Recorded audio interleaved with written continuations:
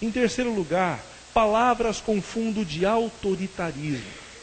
E com isso, é bom que a gente não confunda autoritarismo com autoridade. Se existe algo que a nossa sociedade precisa, é de senso de autoridade. Os nossos filhos precisam de senso de autoridade. Os estudantes num colégio precisam de senso de autoridade. Todos nós, diante dos nossos governantes e diante da lei, nós precisamos desse senso de autoridade. Mas o autoritarismo é a expressão do poder, que oprime pela simples força, pelo simples privilégio e desejo de mandar, de sobrepujar o outro. Esse tipo de postura só afasta. Esse tipo de postura só reprime. Em quarto lugar, palavras com fundo de criticismo. Essa palavra não existe, mas é uma palavra que fala a respeito da motivação que algumas pessoas têm de criticarem o tempo inteiro. Você já percebeu isso? Tem gente que é muito habilidosa em perceber algumas coisas realmente complicadas e tecer uma crítica que constrói, que levanta, que reformula, mas existem pessoas que são críticas por natureza. Elas vivem para criticar, e se o alvo do olhar delas não é capaz de proporcionar no coração algum espírito de crítica, ela muda o olhar.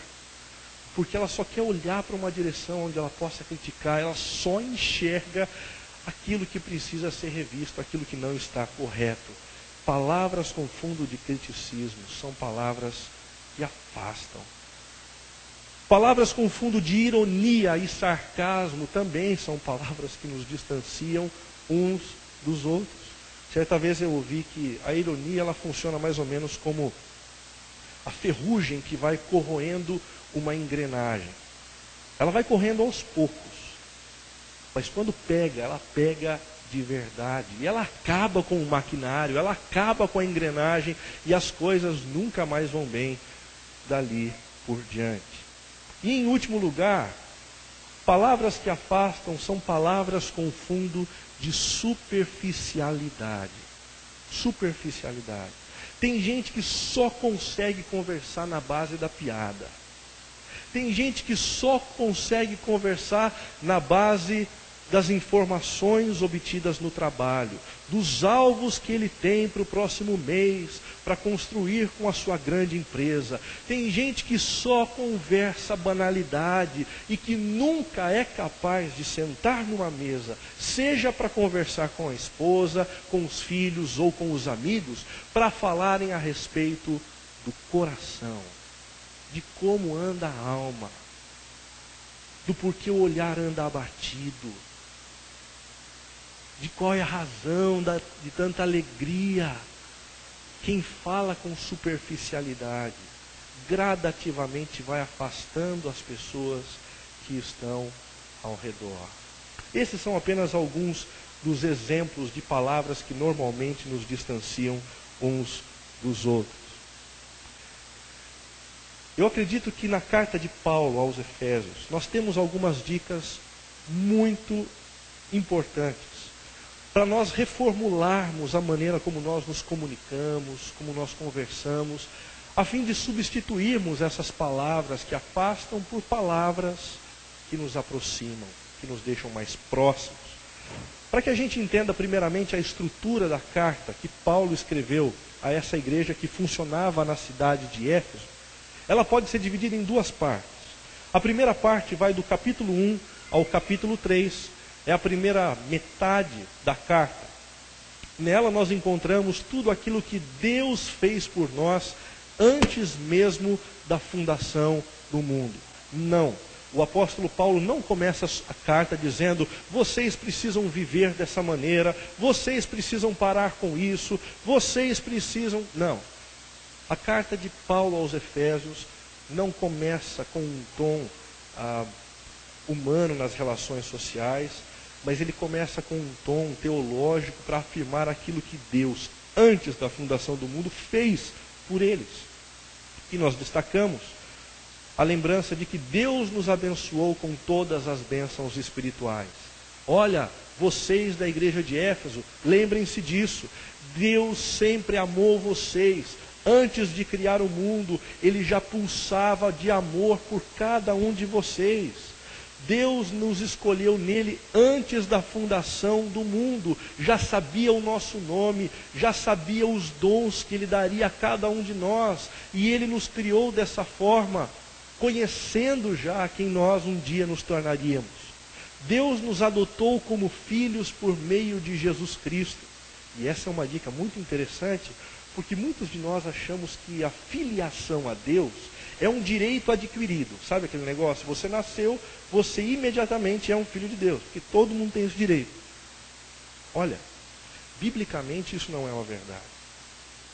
Todos nós aqui, que um dia nos curvamos a Jesus e nos submetemos ao senhorio dele, fomos tidos como filhos adotados. É o que diz o capítulo 1, versículo 5. Fomos adotados por Deus em Cristo Jesus. Diz também que Deus nos perdoou os pecados de acordo com a sua graça. Olha, pessoal da igreja de Éfeso, lembrem-se disso. Vocês não têm os pecados de vocês perdoados porque vocês fizeram obras meritórias que cancelaram as dívidas que vocês tinham. Não. O perdão foi concedido por graça, por favor imerecido da parte de Deus. Diz também que Deus nos revelou o mistério da sua vontade. Sabe o que é que isso significa? Houve um tempo em que alguns de nós caminhávamos assim, por perto de alguns cristãos, ouvindo a mensagem cristã, mas a ficha nunca caía. E de repente, a ficha caiu. Isso significa que Deus revelou o mistério da sua vontade.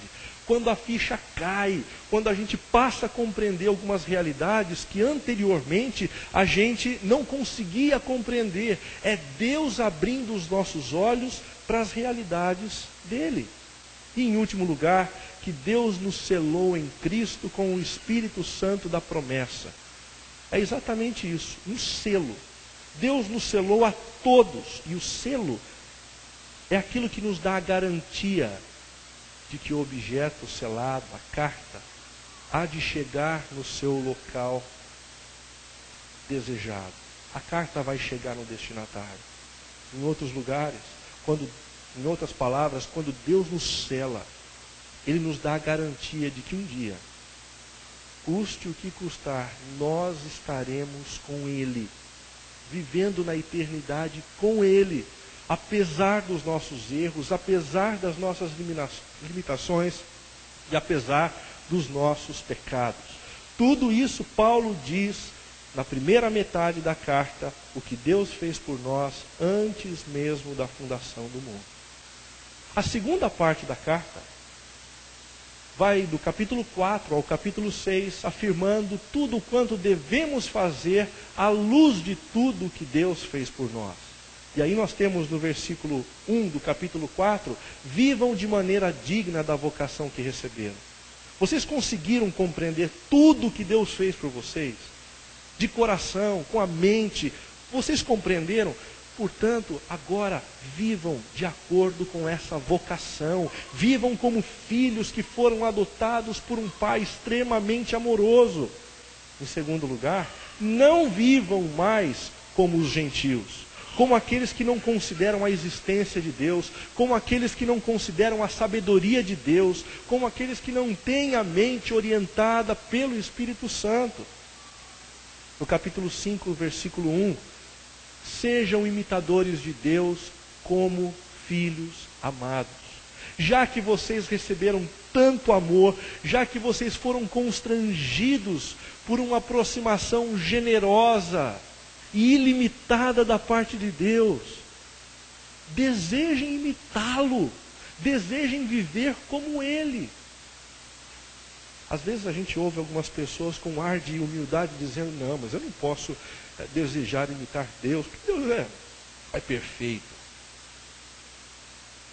Quando a gente é tomado pelo amor de uma pessoa, tudo o que a gente deseja é ser como ela. Várias vezes eu já me deparei falando com as pessoas como a Cibele fala. Eu tenho a sensação de que algumas palavras que eu falo, algumas reações que eu tenho, não são minhas. São reações dela. Mas antes que você tire qualquer conclusão, não é nenhuma postura afeminada, ok? São reações assim, racionais, inteligentes, ok? E a mesma coisa eu percebo da parte da Cibele, é muito curioso isso. Às vezes ela diz algumas coisas e eu de longe estou olhando e falo, puxa, assim, quem faz isso sou eu. Quem pensa dessa maneira sou eu. Por quê? Porque numa relação de amor e de carinho, a gente começa a imitar o outro, a gente começa a viver como o outro. Se isso acontece na nossa relação interpessoal, por que não há de acontecer também na nossa relação com o próprio Deus? E, em último lugar, eu destaco a palavra do capítulo 5, de 8 a 9. Vivam como filhos da luz, pois o fruto da luz consiste em toda a bondade. Vivam como gente que foi iluminada por Deus e saiu das trevas para o reino da luz. É exatamente dentro desse contexto, do contexto de que, primeiramente, Deus vem e faz por nós o que nós não poderíamos fazer. E em seguida Ele diz, por amor a mim, reposicionem a sua vida. É que nós temos o texto de Efésios capítulo 5, que nos fala a respeito da maneira como nós podemos melhorar as nossas palavras, a nossa comunicação. Capítulo 5, versículo 15. Tenham todo cuidado com a maneira como vocês vivem. Que não seja como insensatos, mas como sábios, aproveitando ao máximo cada oportunidade, porque os dias são maus. Portanto, não sejam insensatos, mas procurem compreender qual a vontade do Senhor. Não se embriaguem com o vinho, que leva à libertinagem, mas deixem-se encher pelo Espírito, falando entre si com salmos, hinos, cânticos espirituais, cantando e louvando de coração ao Senhor, dando graças constantemente a Deus Pai por todas as coisas em nome de nosso Senhor Jesus Cristo. Sujeitem-se uns aos outros por temor a Cristo. Aqui nós encontramos alguns desafios para uma comunicação que eu chamo de comunicação acolhedora. Uma comunicação que não afasta, que não repele, mas que chama para perto e que hospeda o outro no próprio coração. Primeiro desafio.